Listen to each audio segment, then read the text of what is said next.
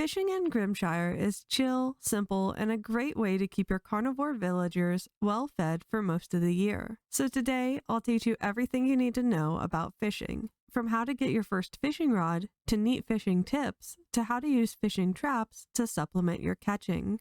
So first, let's get you your fishing rod. To get it, you'll need to do part of your first quest in the game, which asks you to meet and greet all of the villagers. However, you don't have to do this whole quest in order to get your fishing rod. You only have to meet and greet one of the villagers. The one you'll need to meet is named Wilfred, and he's a beaver that can usually be found down by the pier below the central village. Once you find him and speak to him for the first time, there you go. Now you have your first ever fishing rod in the game. And now that you have your rod, let's go over how to fish. To get started, head over to any body of water in the game and look for a fish-shaped shadow inside. Once you've found one, cast your line into the water and charge up your cast as much as it takes to get fairly close to the fish's shadow. You don't have to get right up on it, just get as close as reasonably possible, and it should be close enough. Once your bobber is sitting on top of the water near the fish, next you'll want to get the fish's attention by wiggling the rod while the bobber is near it. When you do this, you should see a little question mark appear over the fish, and this means it's the perfect time for you to get the fish's attention. If the question mark doesn't show up, it means you've casted a little too far away. But that's no big deal. You can always wait for the fish to swim a little closer and try wiggling the rod again, or you can reel the bobber back in and recast it a little closer. While the icon is still a question mark, keep wiggling the rod, but as soon as the icon changes from a question mark into an exclamation mark, quickly stop wiggling it. Otherwise, you might scare the fish away. Once the fish has an exclamation mark over it, it will start to bite at your bobber. But don't press the reel in button until you see the bobber go completely under the water. Fish can bite at your bobber from 1 to 5 times before they actually pull it fully under. So just be aware of that. Once the bobber is fully submerged beneath the water, you'll want to press the button to reel in the fish as soon as possible. This part is the hardest and the most important part to pay attention to, because every fish has a different reaction time that you'll have to meet in order to successfully catch it.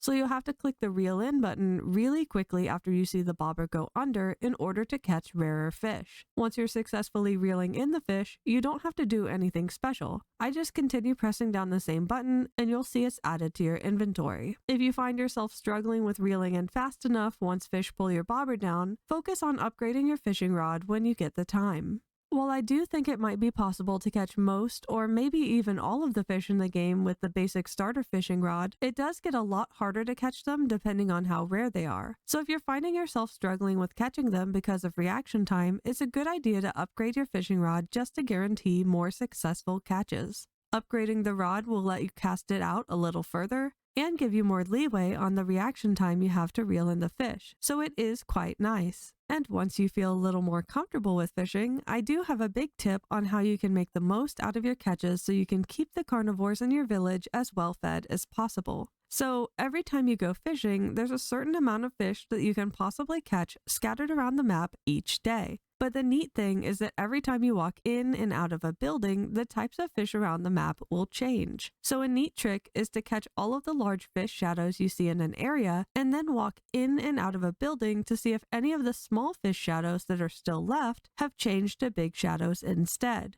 You can repeat this process as much as you'd like to get all the big fish you want in a given area and day, and it really can help a lot with feeding the meat eaters in your village. This strategy is also quite convenient when you start salting and pickling your fish as well, since you'll be catching a lot of the same fish types doing this, and you're going to need to have 3 of the same fish types to salt them anyway. If, while you're fishing for large fish, you accidentally get the attention of a small fish's shadow, keep in mind that you can always just reel your line all the way back in and it will disappear. But when you do this, the fish will still reappear when you enter and exit a building. Something you also might be wondering is what happens if you catch everything on the map or in a certain area of the map?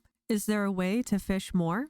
Actually, there is. Chum, which I believe used to be called fish bait in the game, can be bought or crafted and then tossed into the water to attract more fish to an area. And basically how this works is you'll go up to the water with the chum in your hotbar, click to use it, and then each time you use the chum, you'll see a new fish shadow appear. Later on in the game, you may also end up catching some things that aren't super useful to you. So, what do you do with the things you catch that you don't really want or aren't worth putting into your root cellar? If you caught something that goes bad over time, like a fish that you just don't want, it's best to wait and let it turn to mush so you can craft it back into fish bait or compost or eat it. If it's something like trash, it's best to just click on it and then click on the little fire icon in your inventory in order to discard it completely. Now that we've talked about fishing with your fishing rod, let's talk about another helpful contraption that can help you catch more fish: fish traps. Fish traps in this game are reasonably good to use, as crafting and stocking them with bait is fairly cheap. Once they're placed, I don't think they ever break, so they're nice to have in order to create a little no stamina needed passive carnivore food farm.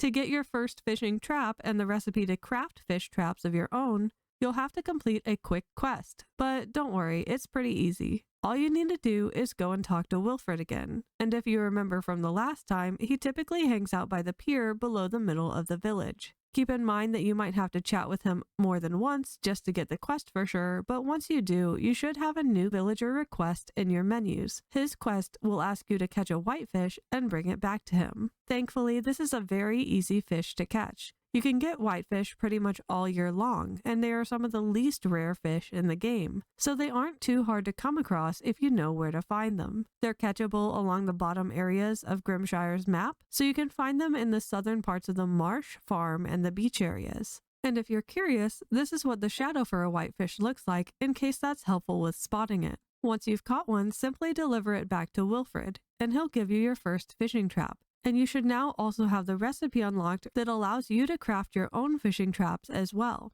You can craft them with 15 planks and 5 quartz, or if you'd prefer, you can buy them from the fish shop directly too, if you have a good amount of money on hand. You can place the traps along the water areas at your farm, so do keep in mind that if you try to place them randomly around the world, the game might not actually let you set them down in those locations. Every hour, the traps have a chance to catch a fish, and fish in the traps can spoil if you don't remember to collect them regularly.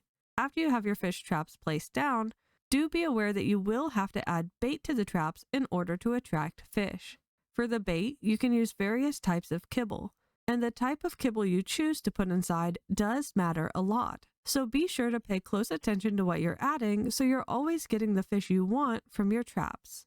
Kibble Nibbles will only catch trash and fish with small shadows. Bulk bites will only catch fish with small or medium shadows. Chonker Chow can catch fish with a medium or large shadow. Breeder's Kibble has a chance to catch 2 of the same fish, which can be any size or rarity.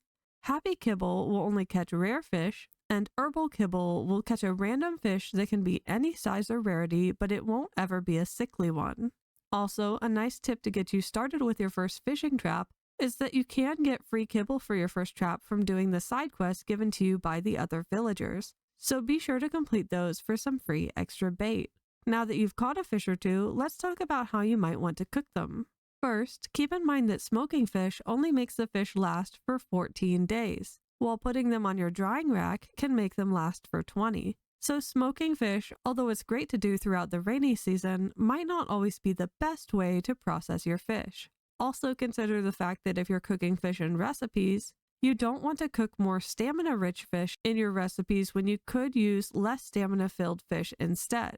For instance, if you're cooking your fish in oil, the fish that you're going to want to use for your recipe will be the one that gives the least stamina. That's because the final output of the recipe is going to be the same no matter which fish you use, so you'll be wasting good ingredients if you put the more stamina-rich fish into the recipe instead. And my final piece of advice on processing your fish is to pay attention to the stamina values on all of the fish that you're catching. This is because when you dry a fish, it has the same stamina value whether it's a small dried fish, a medium dried fish, or a large dried fish. But the stamina values you see on the raw fish can be kind of all over the place. So sometimes it can make sense to put certain raw fish directly into your root cellar as opposed to drying them at all, especially if you have limited space on your drying racks. So that's just something to consider too.